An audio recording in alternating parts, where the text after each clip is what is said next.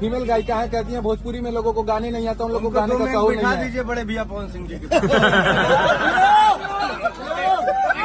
पहली बार हम मुंबई गए थे ना, तो पवन भैया हमको एक शो में लेके गए थे अपने साथ गवाने के लिए। और वो जब शो करके आए तो हमको 5,000 वो रुपया धीरे से दिए थे। पवन सिंह नाम माता पिता गुरु भगवान ऑडियंस यही मेरा मालिक है। एकरा बाद हम केहू के होइए समझी पड़ेगा।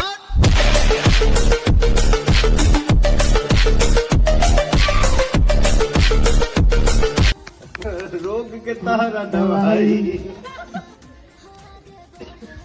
कि हम ही करब पाई दवा खाना हो गई।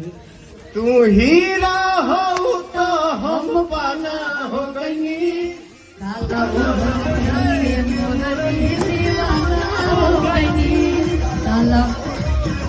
पहली बार हम मुंबई गए थे ना, तो पवन भैया हमको एक शो में लेके गए थे अपने साथ गवाने के लिए। और वो जब शो करके आए तो हमको 5,000 वो रुपया धीरे से दिए थे। फीमेल गायिका है, कहती हैं भोजपुरी में लोगों को गाने नहीं आता, उन लोगों को गाने का सहूर नहीं है। दीजिए बड़े भैया पवन सिंह जी के पहली बार हम मुंबई गए थे ना, तो पवन भैया हमको एक शो में लेके गए थे अपने साथ गवाने के लिए।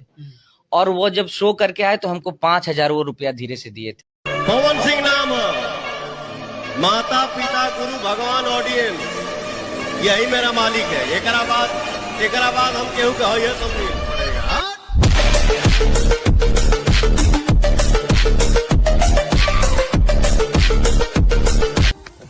रोग के तारा दवाई कि हम ही करब पाई दवा खाना हो गई। तू हीरा हो तो हम पाना हो गई।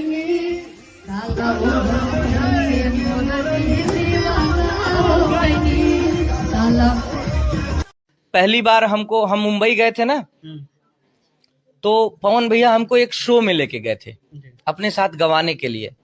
और वो जब शो करके आए तो हमको 5,000 वो रुपया धीरे से दिए थे।